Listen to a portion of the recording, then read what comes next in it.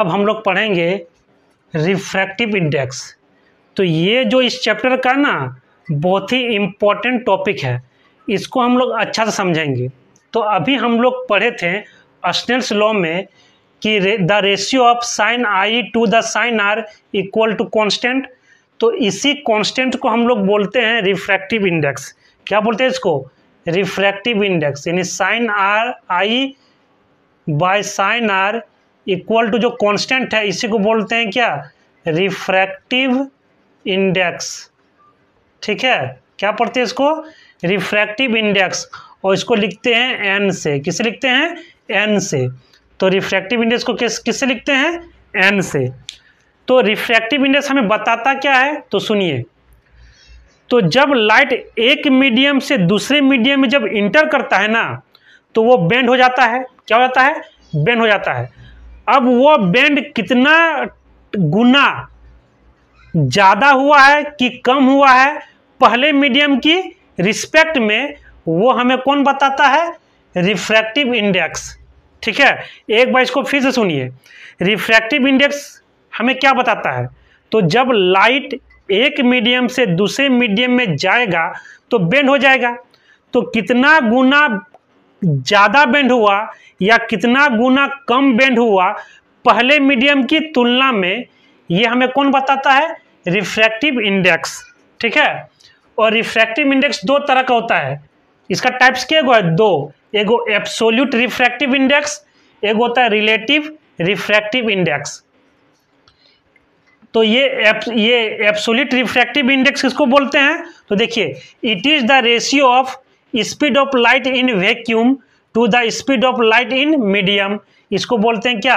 Absolute refractive index. और एक होता है रिलेटिव रिफ्रैक्टिव इंडेक्स। इसको किसको बोलते हैं? तो speed of light in medium 1 to the speed of light in medium 2 या another medium is called relative refractive index. ठीक है, रिलेटिव रिफ्रैक्टिव किसको बोलते हैं? It is the ratio of speed of light in medium 1 to the speed of light in another medium is called relative refractive index. ठीक है, तो refractive index समझ में आ गया होगा। ये के टाइप्स का होता है? तो दो टाइप्स का होता है, एगो एब्सोल्यूट, एक रिलेटिव। एब्सोल्यूट किसको बोलते हैं, रिलेटिव किसको बोलते हैं, वो आपको समझ में आ गया होगा। अब समझिए, ये रिफ्रैक्टिव इंडेक्स क्या रेशियो में है? किस में है? रेशियो में है, इसलिए इसका कोई यूनिट होता नहीं है। अब देखिए, नोट में हम कुछ बातें लिखे हैं, इसको समझते हैं। देखिए, रिफ्रैक्टिव इंडेक्स जिसका ज़्यादा रहेगा, क्या रहेगा? ज़्यादा रहेगा, उसको बोलेंगे डेंसर मीडियम। क्या बोलेंगे? और डेंसर मीडियम। और डेंसर मीडियम में आपको पता है कि लाइट ऑफ स्पीड क्या होता है? स्लो हो जाता है। और रिफ्रैक्टिव इंडेक्स जिसका कम है, क्या है? कम है, उसको बोलेंगे रेयर मीडियम। क्या बोलेंगे? Rare medium. इसमें लाइट का स्पीड क्या होगा? फास्ट होगा। तो आपको समझ में आ गया होगा रिफ्रैक्टिव इंडेक्स क्या होता है। अब आते हैं कुछ आगे, इसको समझेंगे। अब स्टूडेंट हम लोग क्या करेंगे, रिफ्रैक्टिव इंडेक्स को और थोड़ा डिटेल से समझते हैं, है ना। तो आपको एक चीज़ याद रखना है कि रिफ्रैक्टिव इंडेक्स जो रहेगा ना, वो इन्वर्सली प्रोपोर्शनल होता है किसका? स्पीड ऑफ लाइट का। ठीक है, यहाँ पर एन क्या है? तो रिफ्रैक्टिव इंडेक्स है, रिफ्रैक्टिव इंडेक्स। और भी क्या है? तो speed of light in medium. ठीक है, इसको आपको क्या करना है? याद करके रखना है। अब चलिए आइए और समझते हैं।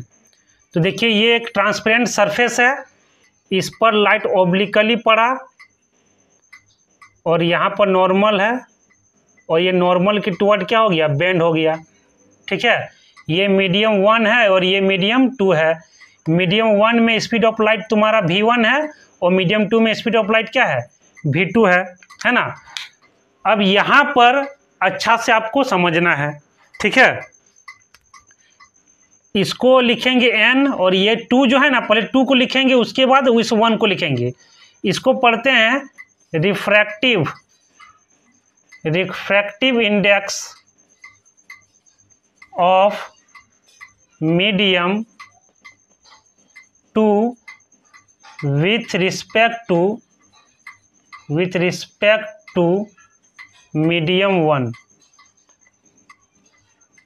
ठीक है, इसको क्या पढ़ते हैं, पहले किसको लिखना है, 2 को, किसके रिस्पेक्ट में, 1 के रिस्पेक्ट में। ठीक है, और इसका जो फॉर्मूला होता है ना, वो होता है n/1 का हो जाएगा आपका v1/v2।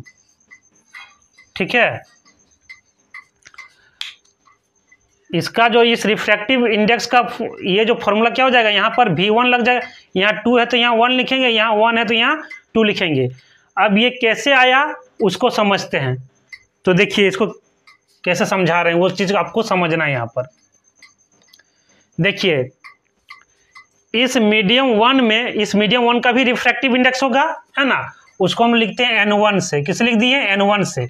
और आपको पता है कि ये इन्वर्सली होता है किसका, speed of light in medium 1। ठीक है, अब हम लोग रिफ्रैक्टिव इंडेक्स किसका बात करेंगे, मीडियम 2 का। तो यहाँ पर n2 इसका भी होता है inversely proportional of speed of light in medium 2, inversely proportional है ना। अब क्या करेंगे, n2 डिवाइड बाय n1 कर देंगे, तो ये हो जाएगा 1/v2 divided by 1/v1। n2/n1 equal to ये हो जाएगा 1/v2। इस डिवाइड को जब इनटू में करेंगे तो नीचे वाला पलट जाएगा, यानी v1/1 हो जाएगा। तो क्या हो जाएगा, n2/n1 इक्वल टू हो जाएगा v1/v2। इसी को लिखते हैं हम लोग n21 इक्वल टू v1/v2। तो ये कैसे है, समझ में आ गया होगा। ठीक है, यानी इसको क्या पढ़ते हैं, refractive index of medium 2 with respect to medium 1 का जो फॉर्मूला हुआ ना, वो speed of light in medium 1 to the speed of light in medium 2। तो ये कैसे हुआ आपको समझ में आ गया होगा, है ना, कि इसको कैसे, रिफ्रैक्टिव इंडेक्स को कैसे लिखा जाता है। अब हम लोग पढ़ेंगे कि इंसिडेंट रे और इमर्जेंट रे एक दूसरे का पैरेलल क्यों हो जाता है। तो इसलिए हो जाता है क्योंकि ये जो एंगल है आई, वो एंगल ई के क्या हो जाता है, इक्वल हो जाता है। और इस इक्वल होने के चलते ये दोनों रे आपस में क्या हो जाएगा, पैरेलल हो जाएगा। इस आई को बोलते हैं इंसिडेंस एंगल और ई को बोलते हैं इमर्जेंट एंगल। ठीक है, और इस फिगर में आप यहाँ पर देखिएगा आर जो है ना, वो I2 को क्या है, इक्वल होता है। ये आपको पिछले वीडियो में भी बताया जा चुका है। ठीक है, अब हम लोग इस वीडियो में ये समझेंगे कि एंगल आई एंगल ई के इक्वल कैसे हो जाता है। ठीक है, तो आइए इसको समझते हैं। तो यहाँ पर देखिए, यहाँ पर जो रिफ्रैक्टिव इंडेक्स निकालेंगे यहाँ पर, तो n2 का विथ रिस्पेक्ट टू 1 में इक्वल टू यहाँ पर लगाएंगे sine i by sine r. ठीक है, ये इक्वेशन क्या है, 1 है, क्योंकि हम स्नेल्स लॉ में पढ़े थे sine i by sine r equal to constant, है ना। और इसी कांस्टेंट्स को बोलते हैं, इसी कांस्टेंट को क्या बोलते हैं, रिफ्रैक्टिव इंडेक्स। ठीक है, इसी कांस्टेंट को हम लोग क्या बोलते थे, रिफ्रैक्टिव इंडेक्स। अब यहाँ पर लगाते हैं, यहाँ पर n1 का विथ रिस्पेक्ट टू 2, इसका हो जाएगा साइन I2 बाय साइन ई, ये इक्वेशन 2। अब क्या करेंगे, मल्टीप्लाई 1 and 2,